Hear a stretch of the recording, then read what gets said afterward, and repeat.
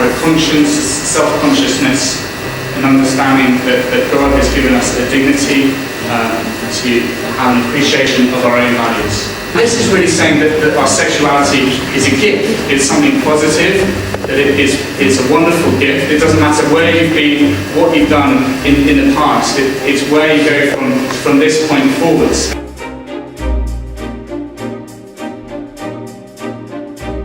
He explains a bit more about Genesis, about how lust is the counterfeit of love.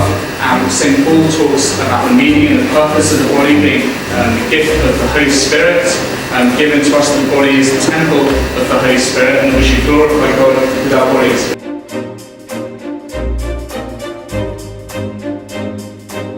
There are many different ways in which the body can lie, through contraception, through pornography. When we refuse to make it a gift of ourselves to others, that's when our bodies don't speak the truth in relationships.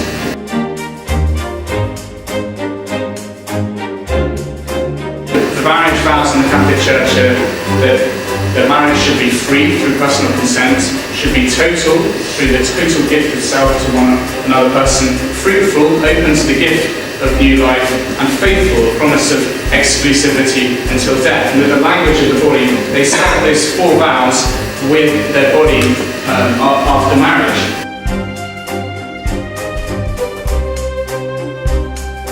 I'm talking to young people in schools, always asking this question, why is it worth saving sex until marriage? And really have this 3 answers very quickly to answer that. Those that did experience sex before marriage have profound regret having done so. Over 2/3 say that they have a great regret and they wish they waited longer. Secondly, those who are married as virgins have 70% lower divorce rate than those who chose not to wait.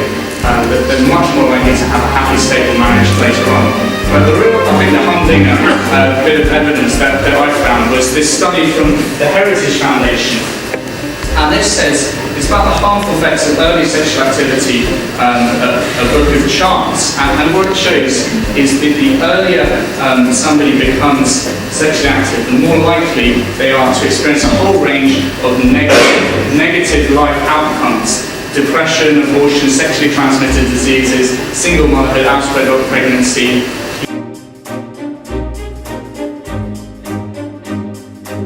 And those messages again and again will say, in order to be happy, you have to be sexually active. And when a lie is told over and over again, at some point, begin to believe it. And if the Christian calling is a calling to perfection, purity is about wanting heaven for those that we love, not about avoiding hell.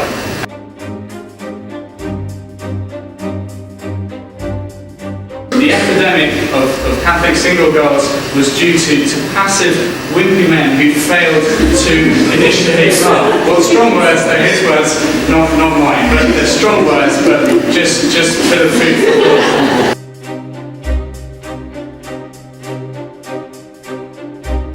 About the mystery and the faithfulness that is required in marriage, that a trial marriage is foolishness of a real shabby foolishness.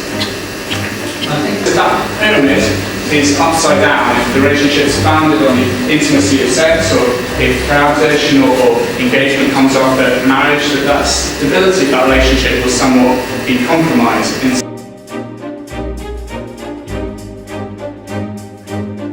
John Paul talks about the spousal meaning of the body and the nuptial meaning of the body, and there are many ways that single people are able to give themselves to others. That if we truly find ourselves through the gift of oneself to others, there's many ways in which we can manifest that.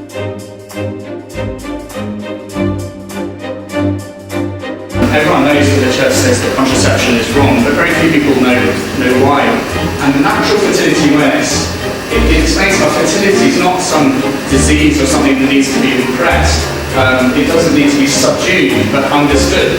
Natural fertility awareness is a method that's highly reliable, medically safe, and inexpensive. Understanding how the body works is a great act of discovery, and this has led to intimacy in relationships. It can help foster a deeper sense of communication and leads to a deeper level of care and respect in a relationship.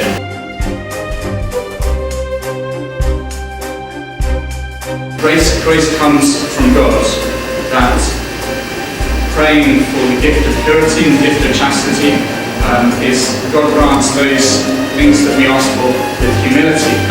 But to be able to pray, to ask God for the great gifts of wisdom, self-control, zeal, to have those gifts, God is wanting to give us those gifts, but if we never ask for them, then He's never going to ask us for those wonderful things. I mean, if God invented sex, God wants us to think about the meaning and the purpose of sex, which is babies and bonding. The very first thing said in the Bible is be fruitful and multiply. That's the very first thing that God says to man in the Bible, that fertility is a blessing and not a curse.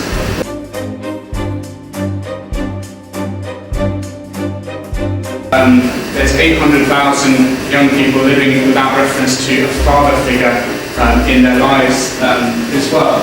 And seeing that if the purpose of sex is babies and bonding, and if protection is normally something you need against your enemy, not your closely beloved spouse, treating fertility like a disease brings a warped view of freedom and safety.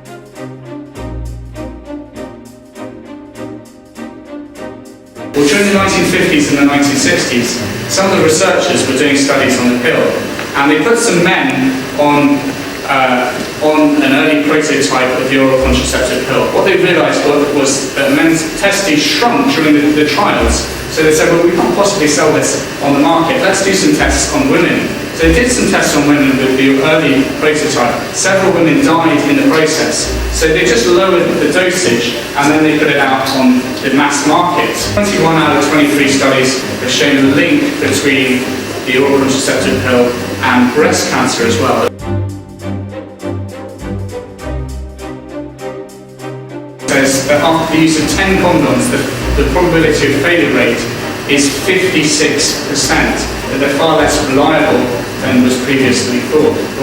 My message to young people is, it doesn't matter where you've been, what you've done in the past, that God's healing and grace works through every single circumstance of our past.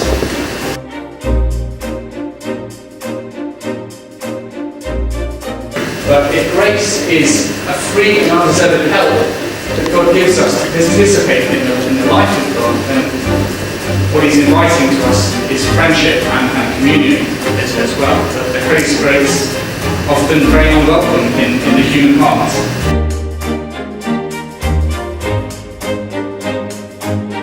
Just one tiny bit of grace is more amazing than the whole world around us.